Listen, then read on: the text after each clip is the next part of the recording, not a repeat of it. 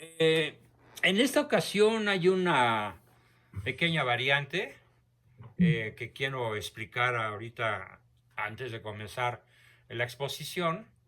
La pequeña variante va a consistir en que, hablando justamente de la estructuración del tiempo, a veces hay que ser flexible y adaptarse a las circunstancias buscando el menor trastorno o el mal menor o el mayor bien posible.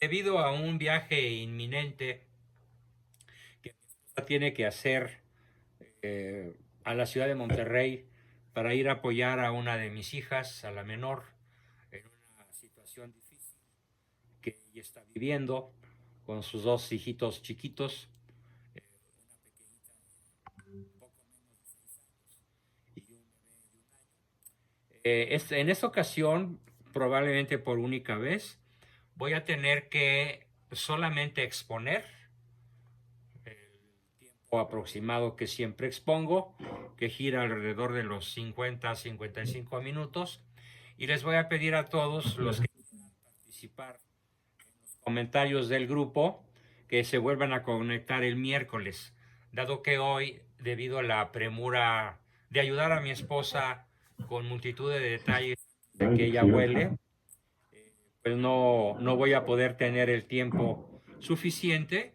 como para exposición podamos hacer los comentarios, participaciones, aportaciones y dudas de siempre. Pero como esta sesión se repite el miércoles, ese día, aparte de repetir el video, tendrán todos la oportunidad de preguntar, aportar, dudar, participar, porque pues voy a estar solito y obviamente no tendré ninguna prisa de apoyar a mi esposa en nada. Bien, el tema que tenemos para hoy, dentro del macrotema de la caridad y dentro del macrotema de la caridad, repito, como siempre al iniciar la sesión, el tema de la estructuración del tiempo. Para hoy tenemos un tipo de tiempo extremadamente infrecuente, al menos en México. Probablemente no sea tan infrecuente en los Estados Unidos, y lo digo porque algunos de ustedes viven allá, del norte, y otros pues en Sudamérica. Tenemos participantes de Ecuador, de Venezuela, de Colombia. Siempre bienvenidos nuestros hermanos sudamericanos. Y probablemente también en Sudamérica, excepto en Chile y Argentina, eh, por mucho se supera el tema que hoy vamos a tratar. Es el tema del tiempo que un mexicano común le dedica a la lectura, al estudio, al aprendizaje. Y es patético. Voy a dar algunos datos como introducción. Vamos a compararnos con el país que en el mundo tiene el récord mundial de personas que leen y de libros que leen. ¿Sí? Estamos hablando de España. Es donde hay más editoriales, donde la economía sustentada en la escritura y venta de libros es monumental. El español promedio lee alrededor de 25 libros por año. Y el habitante de Barcelona, entre 35 y 45, un promedio de 40. Lo cual implica que si tenemos 52 semanas al año, quiero que se imaginen la velocidad de la lectura. Nos superan en esto también, aparte de muchísimo, por muchos números, nos superan Argentina y Chile, que son dos naciones lectoras. Pero el resto de América Latina, eh, como campeón México, pero campeón ¿de qué? De la no lectura.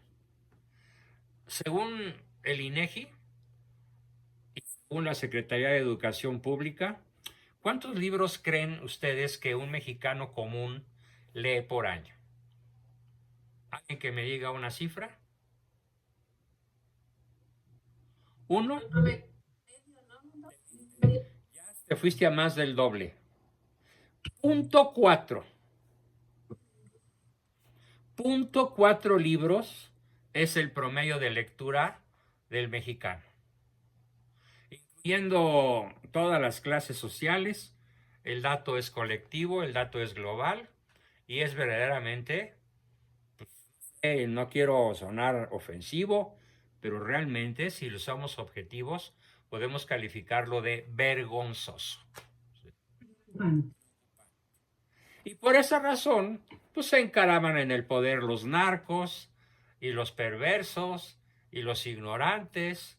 Y entonces es así como hemos llegado a esas dos formas de gobierno en las que México es campeón: la oclocracia y la caquistocracia, que significa el gobierno de los peores y el gobierno de la chusma. Y la chusma tiene un sinónimo: la plebe. ¿Sí? Y la plebe, desde la época de Roma, pues era la que estaba formada por los analfabetas. Y cualquier parecido con México, pues es una terrible coincidencia. Nos gobierna la plebe. ¿Por qué? Porque ellos ponen a los peores.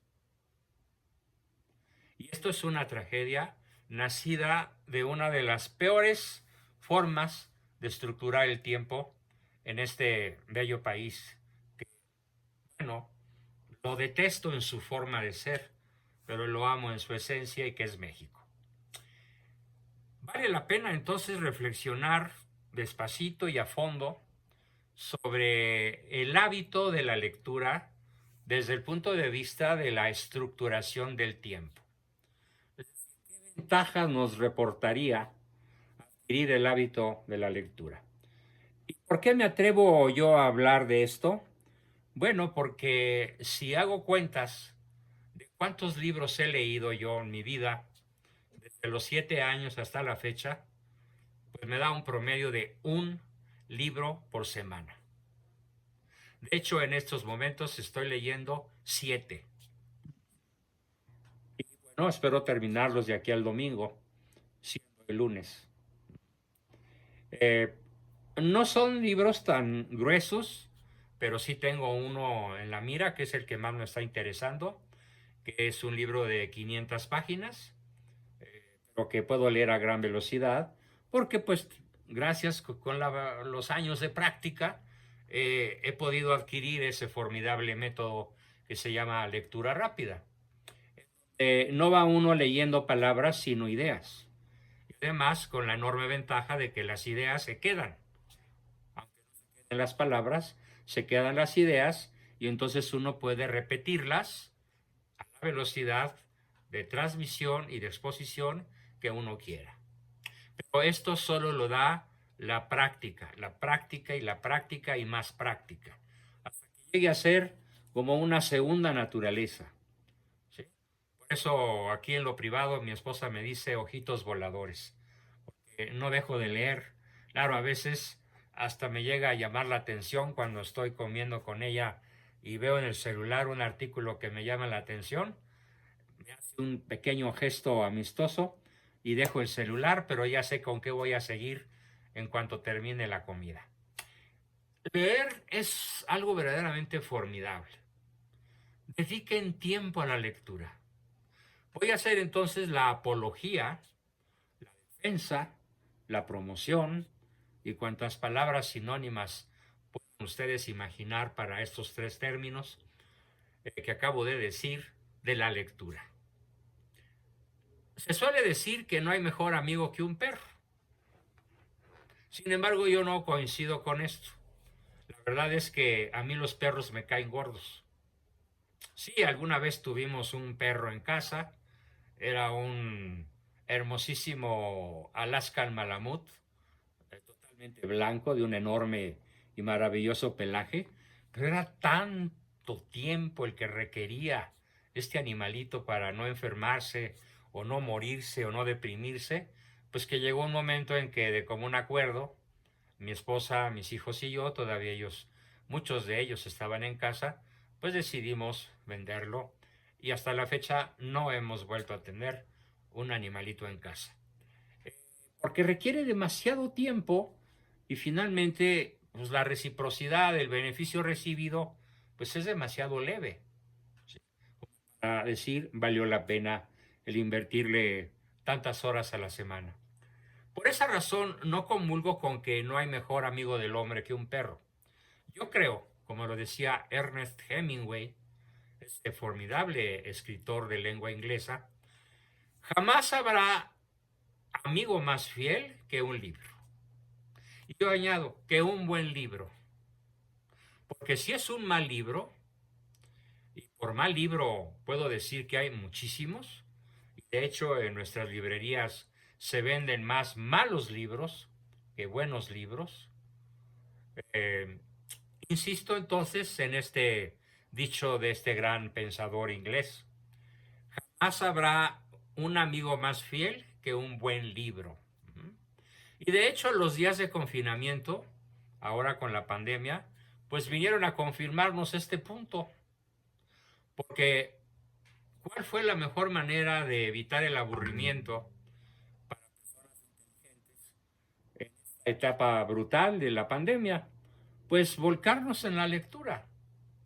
Yo incluso puedo decir que tal vez en vez de un libro diario alcancé a leer un libro y cachito.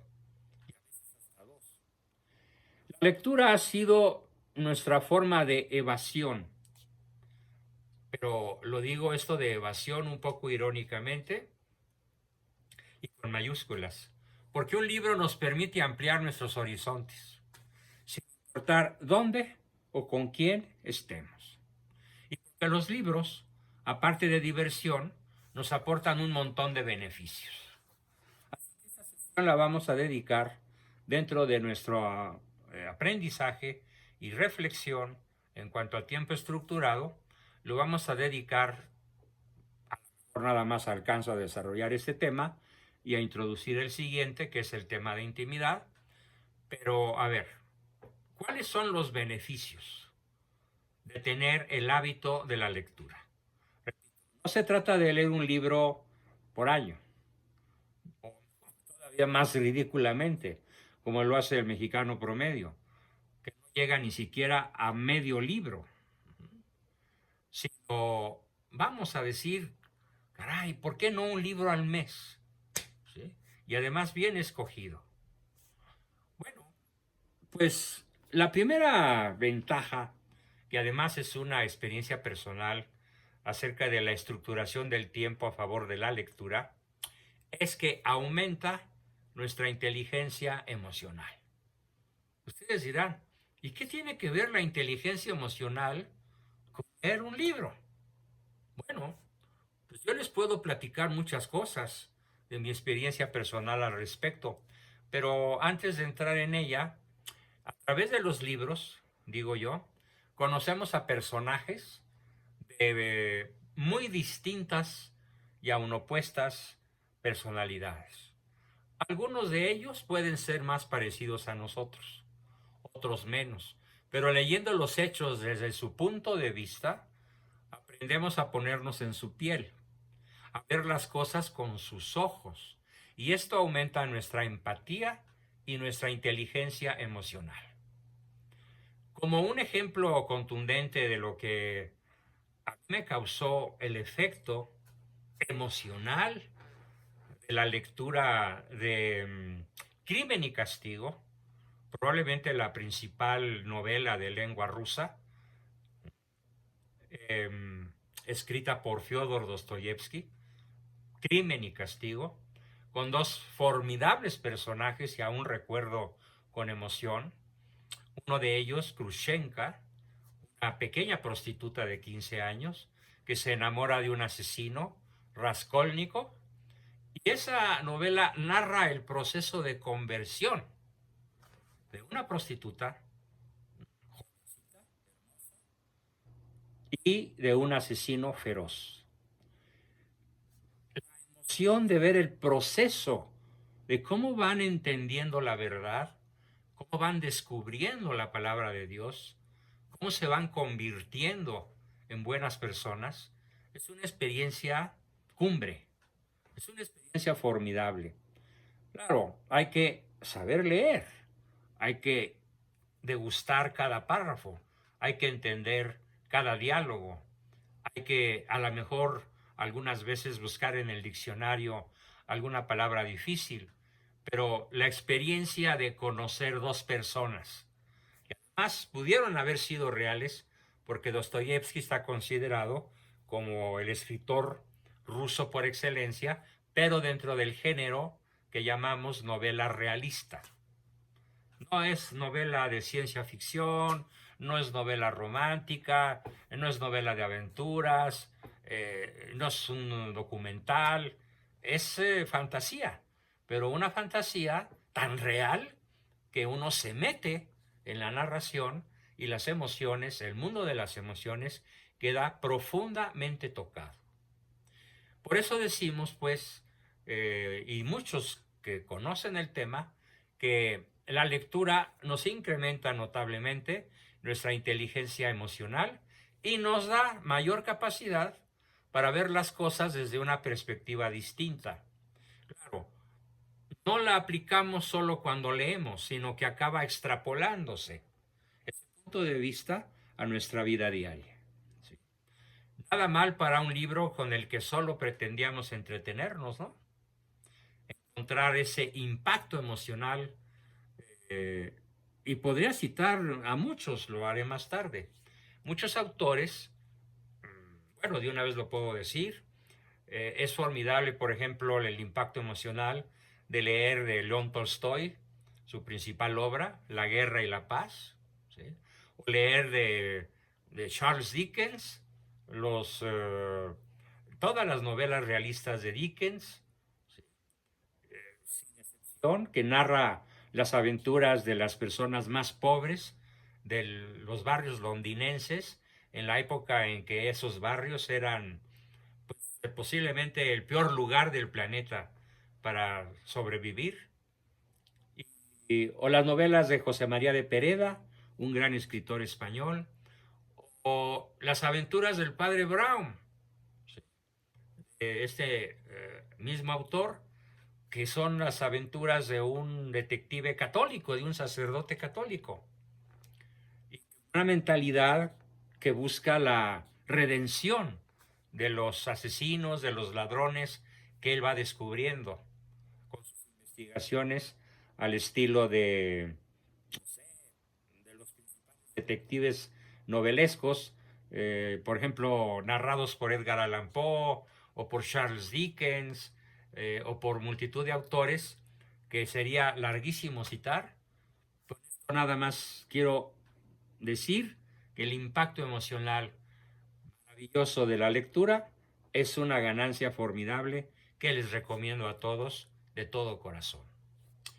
Y bueno, ese fue el primer impacto favorable del hábito de la lectura. Pero hay otro que es maravilloso, por si el anterior fuera poco. Y es que mejora, incrementa y enriquece nuestro vocabulario. De tal manera que podemos decir una misma idea con multitud de palabras. Ustedes han observado en mis exposiciones que a veces un solo concepto lo vierto en una palabra y después, como ametralladora, suelto 3 o 4 y hasta 5 sinónimos de esa palabra con la cual quise ilustrar una idea. ¿Dónde se adquieren los sinónimos? ¿Dónde se adquiere la forma de poder exponer sin leer un texto, sino de memoria? Justamente en la lectura. Y claro, me decía mi maestro de literatura en la secundaria, un formidable escritor, don Salvador Oropesa, me decía, si quieres exponer ahorita lo que se te ocurra, no necesitas prepararte. Pero si quieres exponer buenas ideas durante solo 3 minutos, necesitas una semana de preparación. Y leer como 3 o 4 libros.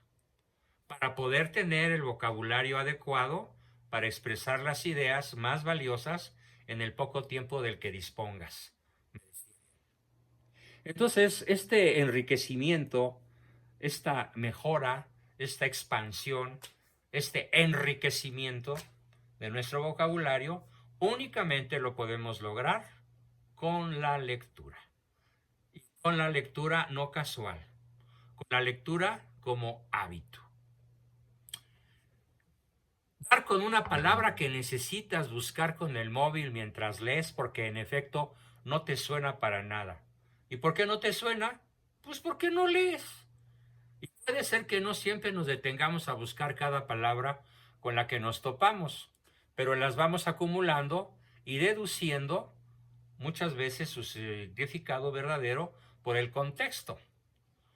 Pero a la siguiente vez que nos sale al paso ya no nos resulta tan extraña. Ya la hemos incorporado, cuando esa palabra la entendimos por su contexto. ¿Sí? Lo mismo pasa con expresiones propias de un gremio. Hay muchos gremios en la tierra de diferentes profesiones, oficios, etcétera, al que pertenece él o la protagonista del libro. Por ejemplo, ¿cómo se expresa una costurera? ¿Cómo se expresa un intelectual neoyorquino masón? ¿Cómo se expresa un intelectual católico francés? ¿Cómo se expresa un campesino ruso? ¿Cómo se expresa un refugiado chino en Vietnam? O sea, todas esas son maravillosas experiencias, aparte de lo emocional, nos enriquece su forma de hablar, su forma de escribir, su forma de expresarse. Lo mismo pasa con las expresiones de otra época. Una de las experiencias más formidables, refiriéndome justamente a la lectura de otras épocas, es la lectura que recomiendo sobre el Cid Campeador. ¿Sí? Vean lo que es el Cid Campeador. Se puede encontrar en las redes, son libros gratuitos sobre este personaje y cómo hablan el español antiguo. ¿Sí? Non fullades, follones, cobardes. Y multitud de expresiones más, ¿no? ¿Qué significa non fullades? Pues no huir, no huyan. El fullades se convierten en el huyan. Pero leyendo el español antiguo se puede entender cómo esa lengua, ese libro o esos libros fueron escritos allá por el año 1000 de nuestra era, con el español primitivo, y es una experiencia maravillosa irlo traduciendo al lenguaje castellano de la actualidad. Pero esto solo lo va a dar al lector que tiene mucha experiencia en la lectura amplia. Un lector no experimentado probablemente se aburra porque no le va a entender ni brizna. ¿Sí? A veces leemos palabras que sabemos perfectamente qué significan, pero que solo estamos acostumbrados a ver en un registro escrito. Y no las usamos, desafortunadamente, ¿sí? Porque somos muy precarios, muy parcos, muy lentos, muy torpes al hablar, al tener una conversación coloquial con cualquier persona.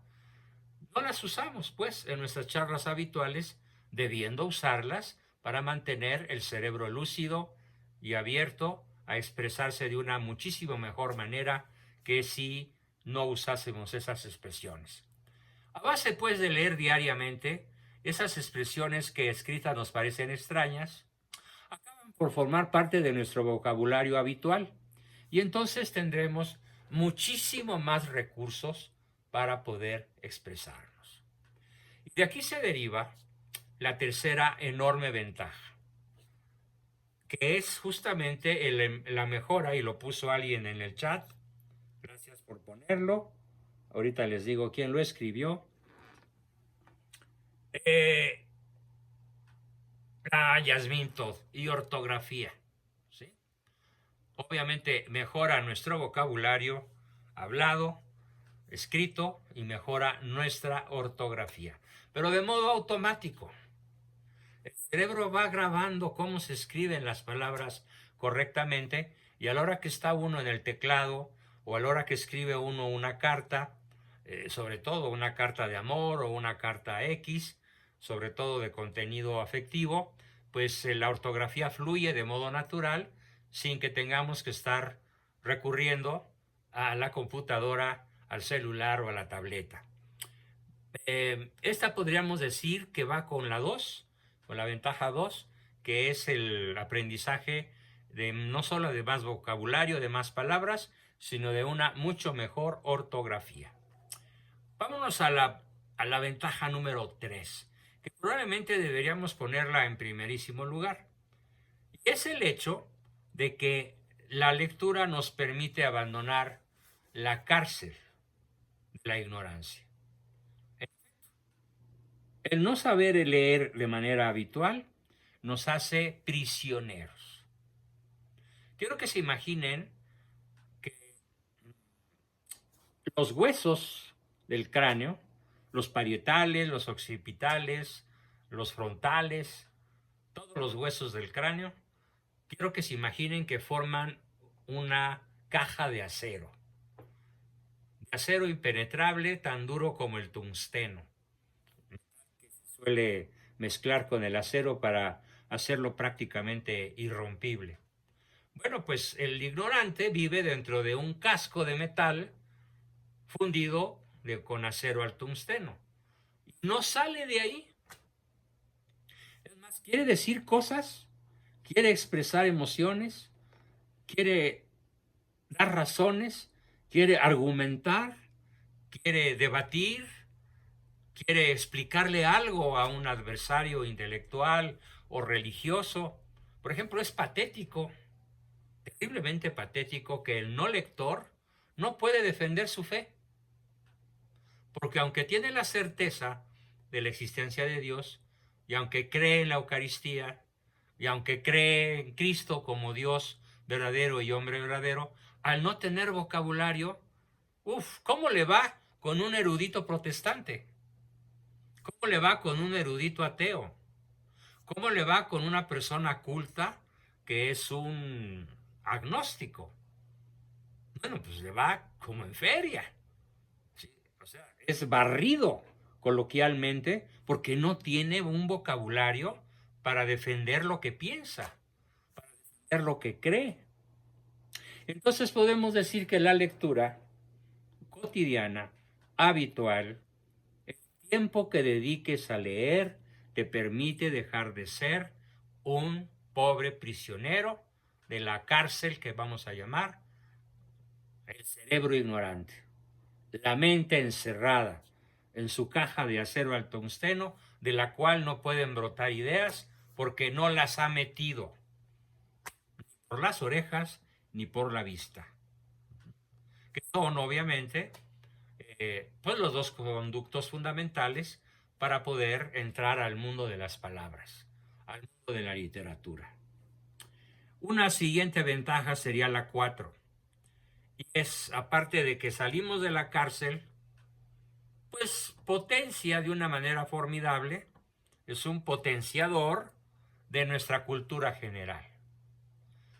¿Por qué? Porque es un efecto colateral maravilloso, por ejemplo, el de las novelas históricas. Como una experiencia personal les puedo compartir cómo me divertía yo en la secundaria. No, desde la primaria, desde cuarto de primaria. Mi época de la primaria y la secundaria fue muy dedicada a las novelas de un gran escritor italiano que se llama Emilio Salgari. Emilio Salgari escribía las aventuras principalmente de un capitán antisajón que se llamaba Sandokan y que tenía experiencias de guerra y experiencias románticas y experiencias de conquista y de derrota en toda la región del Asia oriental lejana. Estamos hablando de la India, de la península donde está Corea, donde está Vietnam, donde está Camboya, experiencias en Borneo, en Java, en Sumatra, en todas las islas del océano de la región de Oceanía. Y bueno, cubría con sus aventuras una superficie, no sé, de unos 4 o 5 millones de kilómetros cuadrados. Y en cada lugar, el novelista nos hacía transportarnos a ese lugar. ¿Sí? A un mercado en Singapur, a una pelea de gallos en Borneo, a un encuentro en la India con la secta asesina de los Tuks. multitud de hechos históricos. Por ejemplo, yo me aprendí la batalla de Lepanto en una novela, ¿sí?, una serie de novelas históricas que se llaman El Capitán Negro, El Capitán Rojo y El Capitán Verde. Y entre comillas, El Capitán Corsario, ¿sí? Y en esos tres corsarios, que fueron cristianos, fueron personajes que lucharon en la guerra de Lepanto contra los moros, en la batalla de Lepanto, y cuando el profesor explicaba muy pobremente la batalla de Lepanto, yo levantaba y levantaba y levantaba la mano para decirle, no, profesor, no fue así, se le pasó tal cosa. Hasta que un día me dijo, ya cállate, Juan Bosco. ¿Sí? Y bueno, pero me puso 10 de calificación, ¿no? Pero ya cállate. ¿Sí? Entonces, la novela histórica tiene una manera de enriquecernos culturalmente asombrosa, yo diría insuperable. Y bueno, de la literatura que yo consumí a lo largo de mi adolescencia y de mi juventud, principalmente fue la novela histórica. Nunca entré a las novelitas rosas de Rafael Pérez y Pérez, que es el campeón escritor de la novela color de rosa de origen español. No, me parecían muy edulcoradas, muy azucaradas, muy cursis, y pues no fueron de mi atracción. Pero la novela histórica sí, y la novela de aventuras realista también. Y desde luego, algo que incrementó de una manera formidable mi cultura general en el área de la física, de la química, de las matemáticas, de la geografía, de la historia. Fue un formidable novelista francés que les voy a recomendar a todos porque todas sus novelas están en la red a un tiro de clic. Con un teclazo ustedes pueden bajar cualquiera de las novelas de el genial novelista francés Julio Verne, Jules Verne, Julio Verne. ¿Cómo aprendí a qué velocidad tiene que salir un cohete disparado de la Tierra para que rompa la atracción de la Tierra y pueda viajar por el espacio y llegar a la Luna? Pues lo aprendí con él. Y después, cuando leí las noticias de la NASA, cuando logran lanzar el primer cohete al espacio, allá por 1900, si mal no recuerdo, 58, pues yo di de brincos porque encontré que los ingenieros de la NASA se habían servido de la novela de Julio Verne, de la Tierra a la Luna, para calcular la velocidad de salida de su cohete. Increíble. Un novelista se anticipa 100 años, porque él la escribió en 1858. 100 años después, sus cálculos matemáticos le dan a los ingenieros de la NASA el conocimiento que ellos llegan a certificar como válido para lograr una hazaña en el mundo real. Esa hazaña que Julio Verne logra en su novela para aquella época de ciencia ficción. O todo lo que aprendí en su formidable novela 20.000 leguas de viaje submarino. 20.000 leguas, calculando que cada legua son más de 5 kilómetros, leguas marinas. Entonces, imagínense un viaje de 20.000 leguas por todos los países de la Tierra. Por el Amazonas, por el Indo, por el Ganges, por las grandes cataratas del Niágara, porque hasta allá logró llegar el submarino, por todos por el Río de la Plata en Argentina, y todo eso de la mano de un narrador formidable como lo es Julio Verne. Yo no entiendo por qué la gente no se entusiasma con el formidable cúmulo de conocimientos que nos puede brindar la lectura. Y acabo de decir dos autores, Julio Verne y Emilio Salgari, pero hay muchísimos, tal vez no cientos, pero sí docenas de escritores formidables que nos pueden llevar por mundos maravillosos y desconocidos para potenciar hasta niveles impresionantes nuestra cultura general. Al abrir la cubierta de un libro entramos pues a un universo que nos es del todo desconocido.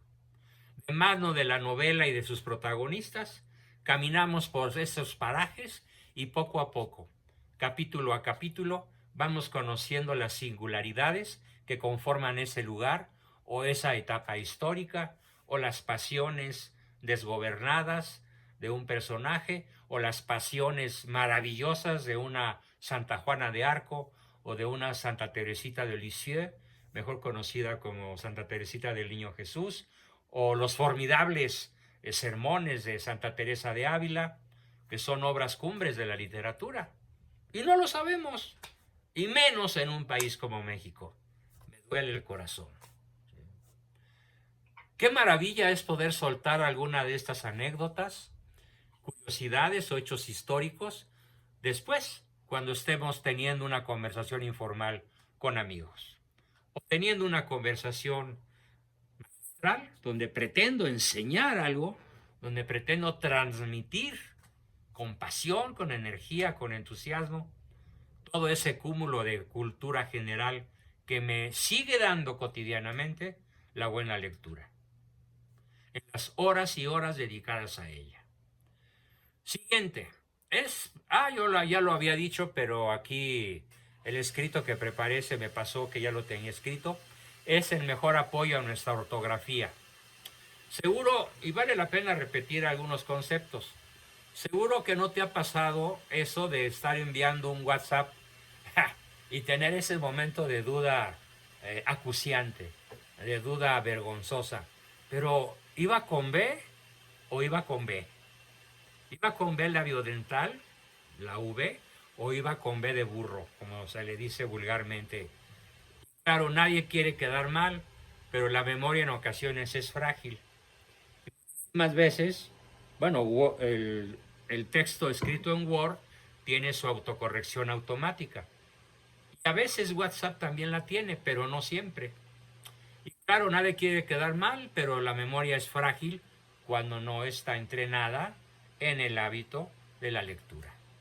Por eso, un método increíblemente bueno para mejorar nuestra ortografía, sin que nos demos cuenta, es el hábito de la lectura, y hacerlo en forma habitual y no excepcional. Porque estaremos viendo, página tras página, la forma correcta de escribir nombres, expresiones, incluso formas distintas de estructurar las frases. De esta forma y de un plumazo estamos trabajando tanto la corrección como el estilo. Y sin el esfuerzo de estudiar un curso formal de ortografía. Me resulta verdaderamente patético observar las faltas que la inmensa mayoría de las personas con las que chateo, y chatear ya se incorporó al léxico castellano, escriben. Por ejemplo, alguien dice la expresión ay, pero ay de dolor, ay. ¿Y cómo lo escribe? Con H. Ay. No, le digo, ese es el verbo haber. ¿Cómo que del verbo haber? Sí. ¿Hay o no hay? ¿Cómo se escribe entonces el dolor que siento? Escríbelo sin H, A-I, sin H y con Y.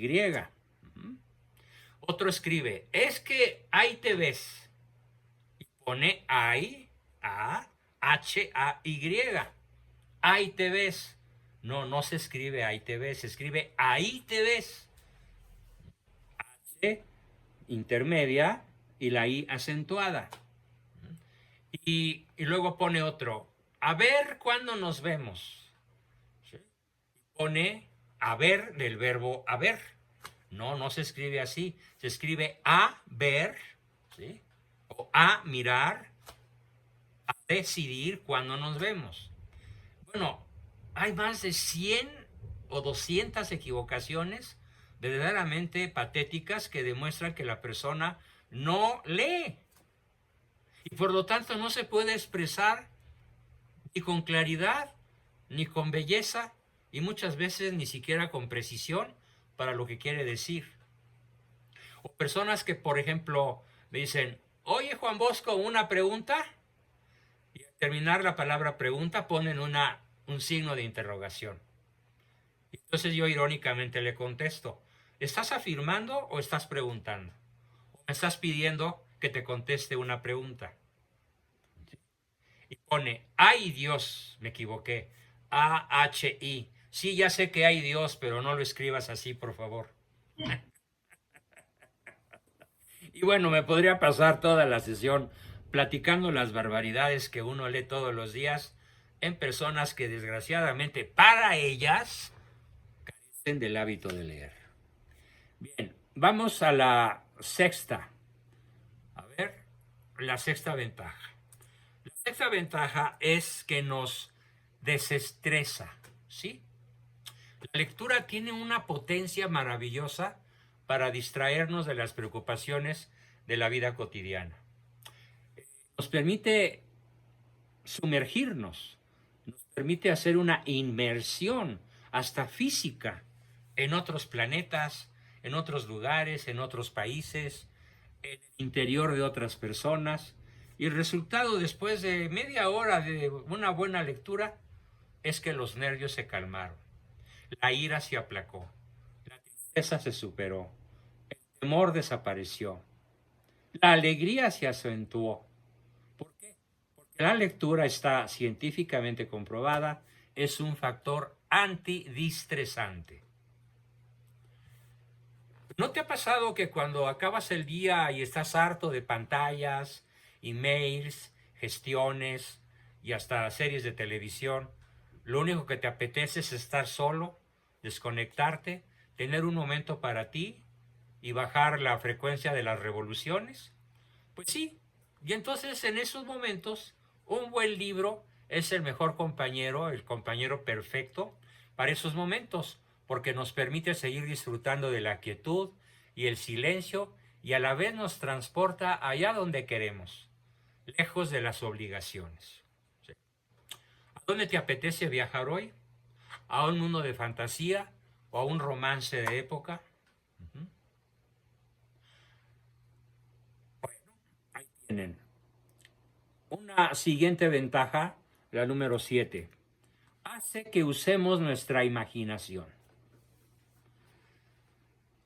Vamos aquí con un debate de lo que más pasiones despierta. ¿Eres más de esperar a ver la peli o prefieres leer primero el libro? ¿Qué prefieres? Si primero lees el libro, la película te va a decepcionar. Yo me acuerdo cuando fui al cine muy emocionado a ver una película basada en una novela de Julio Verne, Miguel Strogoff, El correo del zar. ¿Sí? Fue una película que se estrenó allá por 1958, cuando yo tenía 15 años. Y bueno, fuimos mi papá, mi mamá y los dos hermanos mayores a verla y salimos del cine absolutamente decepcionados. ¿Por qué? Porque los personajes, el físico de la heroína, las acciones militares, las cabalgatas por Siberia durante más de 11,000 kilómetros, desde Irkutsk hasta Moscú, y luego desde Moscú hasta París. Bueno, eran unos paisajes que la imaginación superó de manera abrumadora lo que el cineasta pudo presentar. Y todos dijimos, pues no nos gustó. Y jamás volvimos a ver una película basada en una obra histórica o en una obra novelística, porque invariablemente tuvimos la seguridad, la certeza de que nunca el cine va a superar la propia imaginación. Imposible. Porque la imaginación no tiene límites. Y el cineasta tiene límites comenzando por el presupuesto. Bien, entonces, claro, cada quien puede elegir su mejor opción, pero hay un argumento común entre los que preferimos leer el libro, primero, o solo el libro, y es el hecho de que nos permite imaginarnos los personajes a nuestra manera, visualizarlos como queremos, pintar en nuestra mente los escenarios y desarrollar en nuestra propia cabeza las historias que avanzan en los capítulos. Es una sola palabra la que vamos a usar. Desarrollamos la imaginación. Si bien el mundo audiovisual es muy atractivo y para muchas personas es adictivo, el mundo de la imaginación es muchísimo más libre y muchísimo más creativo y nos permite ser como pequeños dioses que en un universo en el cual somos Zeus, hacemos, decidimos lo que estamos leyendo, lo convertimos en una acción propia. ¿Se puede pedir algo más? Lo dudo mucho. El siguiente beneficio, el 8, refuerza nuestro compromiso y nuestra fuerza de voluntad. ¿Por qué? Aquí vamos directos a la cuestión del hábito, porque hay muchas cosas que nos gusta hacer. Al final, las horas de un día son limitadas y las obligaciones pues, son exigentes. Por eso es muy positivo que seamos capaces de hacer un hueco en nuestro día a día para que esos hábitos que nos hacen disfrutar y sentirnos bien se vuelvan hábitos de por vida, como el hábito de la lectura. Y si logramos que el hábito de la lectura sea de por vida, frecuente, constante, intenso, disciplinado y gozoso, como lo es todo buen hábito, pues entonces estaremos logrando mucho más fuerza de voluntad para cumplir nuestros compromisos de cualquier otro tipo, porque estamos ejercitando el músculo de la voluntad. Porque no solo estaremos disfrutando de esa aventura literaria que nos tiene enganchadísimos, sino que si conseguimos leer día tras día, estaremos reforzando nuestra fuerza de voluntad y nos sentiremos satisfechos con nosotros mismos. Igual que si conseguimos ir durante meses al gimnasio sin que nada ni nadie nos rompa el buen hábito del ejercicio físico en este caso, que no se riñe con el hábito de la lectura, porque todo cabe en un jarrito sabiéndolo acomodar. Con una ventaja añadida, después de leer no vas a acabar ni sudado, ni mojado, ni sucio, ¿no? Ni te vas a tener que cambiar de ropa. Por todo esto estamos absolutamente convencidos de que leer es una de las mejores cosas que podemos hacer, porque las posibilidades son infinitas y las ventajas muy pero muy variadas. Interminablemente estaríamos hablando de las ventajas. Además de que siempre hay un nuevo género por explorar, un autor al que no conocemos, pero que aún no hemos leído, o una saga a la que aún no le hemos dado la oportunidad. Por ejemplo, todas las películas de la serie cinematográfica del Señor de los Anillos están basados en novelas que escribió Tolkien, muchísimo tiempo antes de que fueran llevadas al cine. Y créanme, si bien considero que la serie del Señor de los Anillos es de las mejores películas que yo haya podido ver en toda mi vida, los libros son infinitamente mejores, por todo lo que hemos dicho. Lo mismo sucede con las novelas de las Crónicas de Narnia, de Carl C. Lewis y de muchísimos autores que han sido después llevados al cine. Invariablemente la lectura es muy superior y mucho más estimulante, mucho más enriquecedora que la película, por bien hecha que esté. Otra decepción que sufrí yo en el cine fue cuando fui a ver la película de este gran escritor ruso que ya mencioné, Dostoyevsky, que se llama Ana Karenina, que es una novela trágica. Y bueno, la tragedia como yo la viví cuando leí el libro a los 14 años, fue decepcionada cuando vi la película por ahí de los 30. Pobreza de película si la comparamos con la obra original de Dostoyevsky. Y finalmente, recomiendo que seamos pues devoradores de libros. Si después de leer, después de escuchar todo lo que les he explicado, no aumenta nuestro deseo de ser buenos lectores, pues la verdad es que ya agoté mis argumentos. No, todavía no. Me queda uno. Es la mejor manera, ojo, de no envejecer. es la mejor manera de conservar la lucidez. Es la mejor manera de conservar la memoria. Es la mejor manera de tener un cerebro rápido, ágil, atento, inteligente. Estoy refiriendo a funcionamiento fisiológico, neurofisiológico de nuestro cerebro. Nada como la lectura para llegar a los 90, a los 95 o a los 100 o hasta más, gracias al hábito de la lectura. Así que pues con esto se terminan mis argumentos. Y bueno, déjenme ver si hay algún libro que les pueda recomendar, aparte de todos los que ya recomendé. Estoy viendo aquí una lista y desgraciadamente pues los libros más recomendados en el 2022 pues no tienen mucho de grato, no tienen mucho de recomendable, porque son como muy, ¿qué les dijera? Muy de carácter comercial, muy favorecedores de la ideología de género, muy favorecedores de la homosexualidad. Bueno, como lo es, por ejemplo, Netflix. No hay una sola serie en donde no podamos ver escenas de sexo barato y sobre todo de sexo homosexual. Voy a buscarles y en la semana me comprometo a enviárselos una buena lista, aparte de todos los libros que mencioné en la sesión.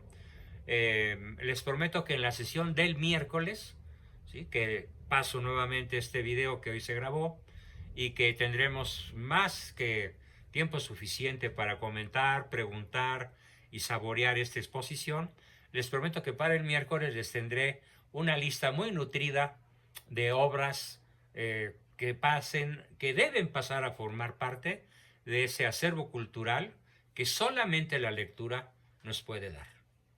Y bueno, pues las dudas, las preguntas, las protestas tal vez y las aportaciones que quieran hacer están cordialmente invitados para planteárnoslas, por favor, el miércoles próximo, un poquito, bueno, al momento de terminar este video, que duró prácticamente 53 minutos, como lo tenía presupuestado. Nos vemos ese día, ojalá estén todos, caben todos los grupos.